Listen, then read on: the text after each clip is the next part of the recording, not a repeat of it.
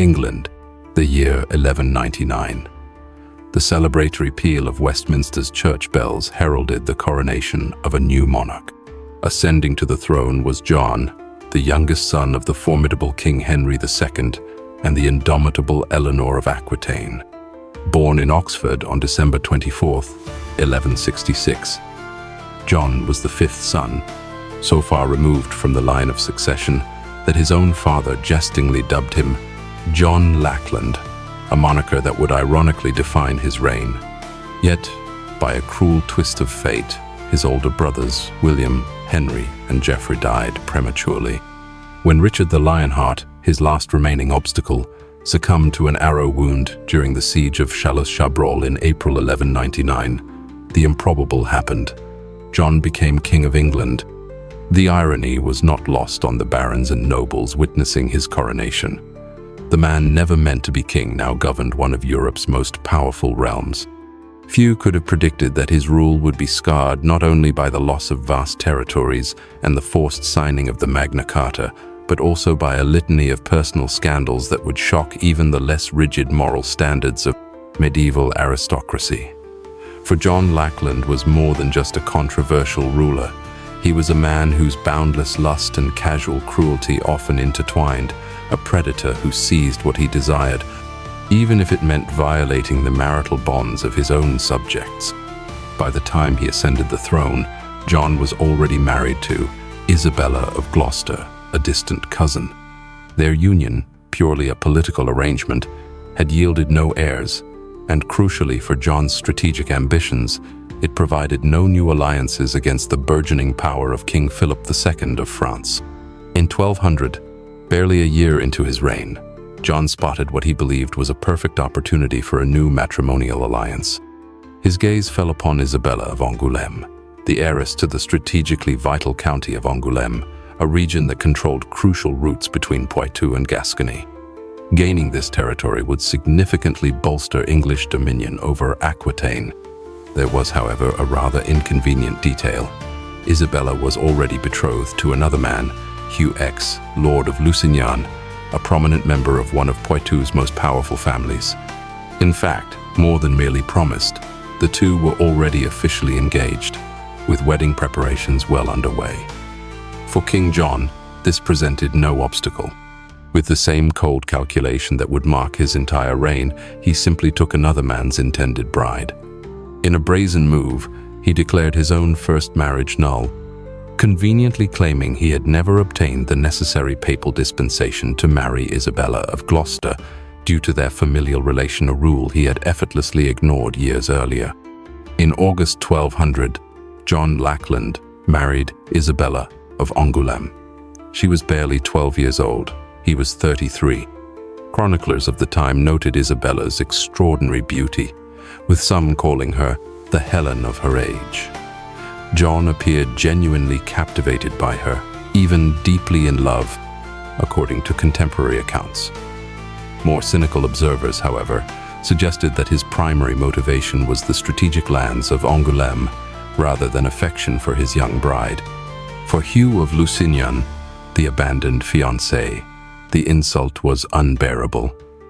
Furious, he and his powerful family declared war on John, initiating a rebellion that would ultimately culminate in John's devastating loss of almost all English territories in France, the first of many lands that Lackland would ironically forfeit during his reign.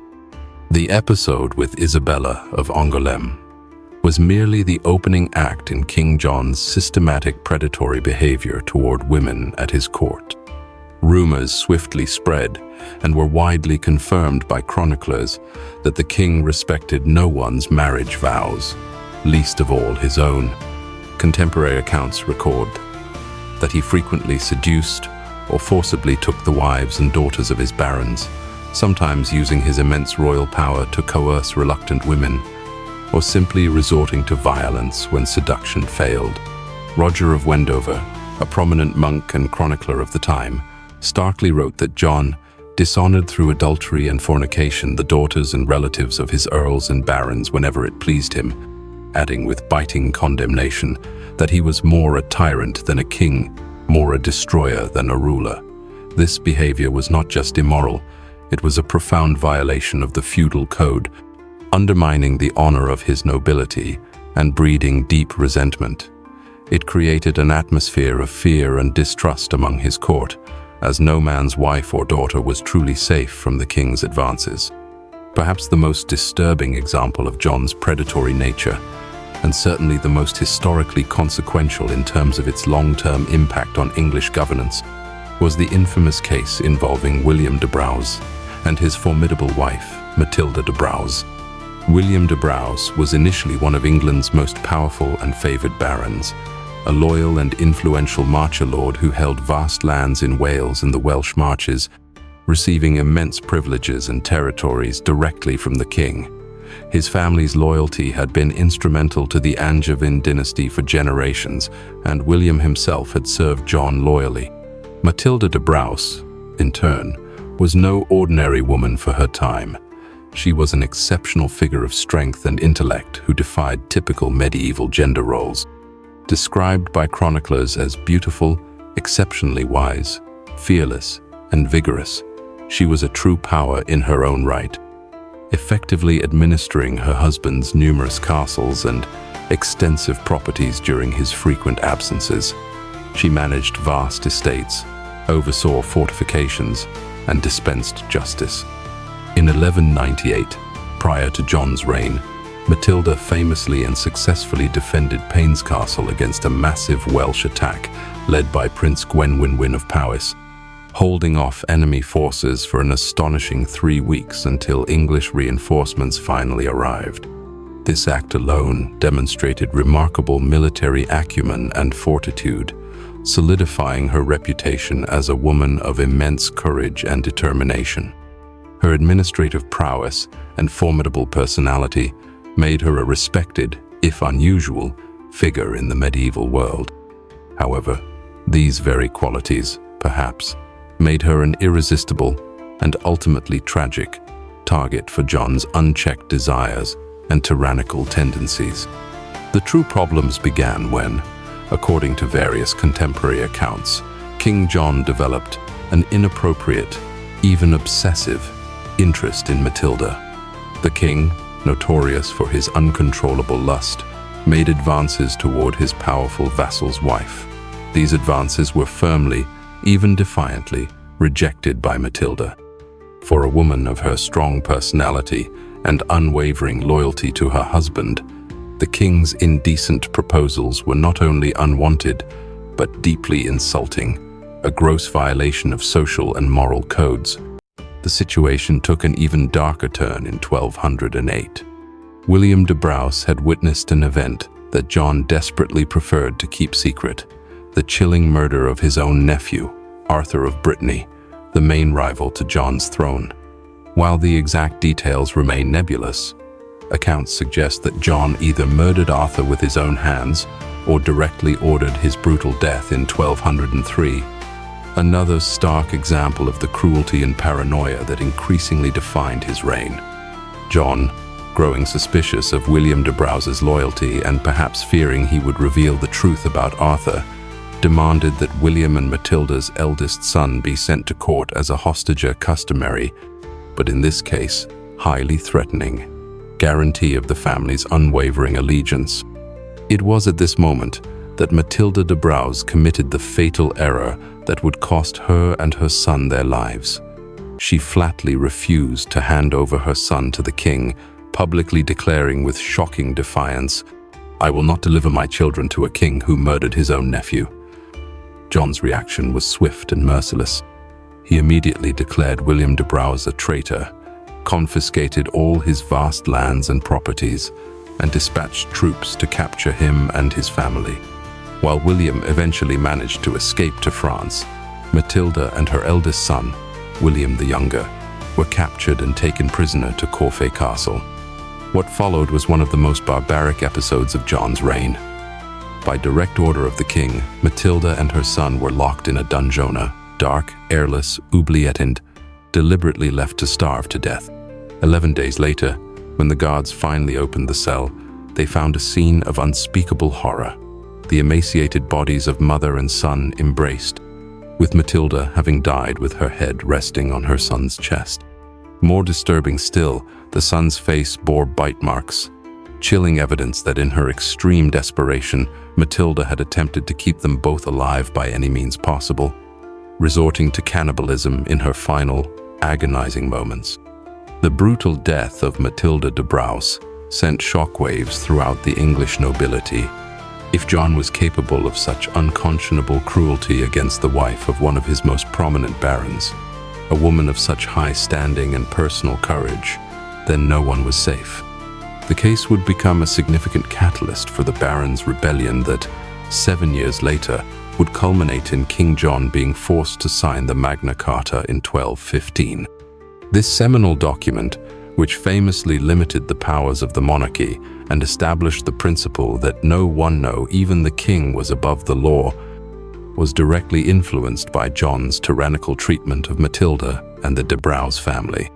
Indeed, Clause 39 of the Magna Carta, which states that no free man shall be seized or imprisoned, or stripped of his rights or possessions, or outlawed or exiled, or deprived of his standing in any way, nor will we proceed with force against him or send others to do so, except by the lawful judgment of his equals or by the law of the land, stands as a direct response to John's horrific abuse of power in the de Braus case.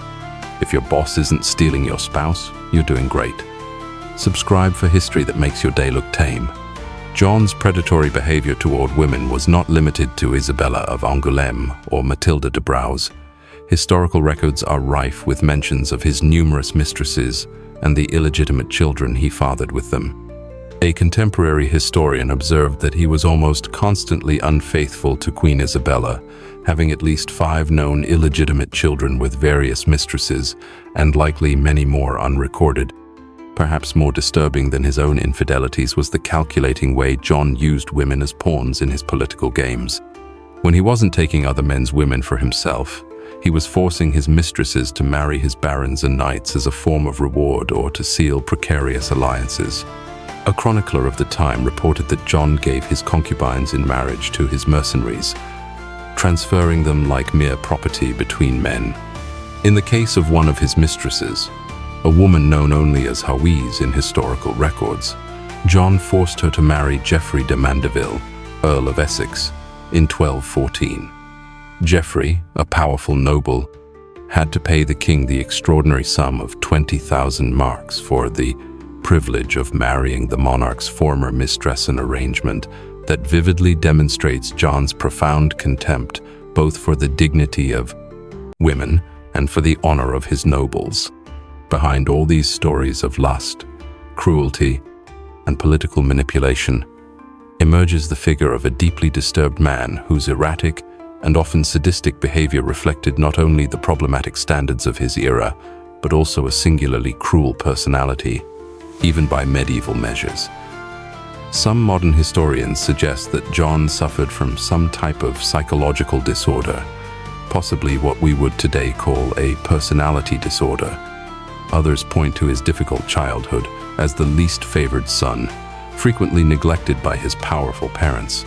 The formidable King Henry II was almost always absent, consumed by wars and affairs of state, while his equally formidable mother, Eleanor of Aquitaine, was imprisoned by her own husband during most of John's youth.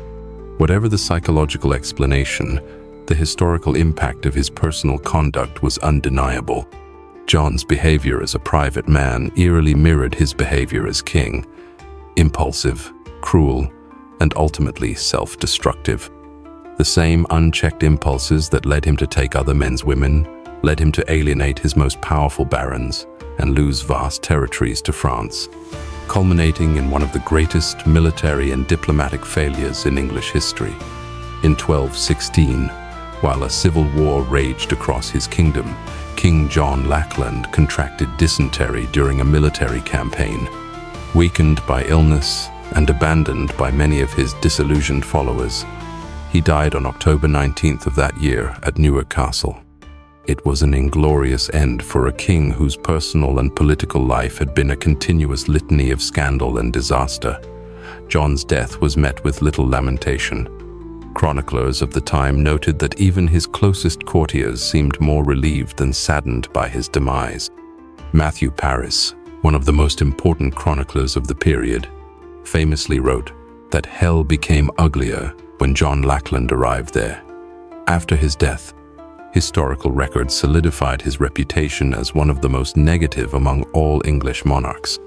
While much of this poor reputation justly stems from his failures as a ruler, the catastrophic loss of territories, the imposition of excessive taxes, and the protracted quarrel with the church that led to his excommunication, a significant portion undeniably derives from his abhorrent personal behavior, particularly his predatory conduct toward women.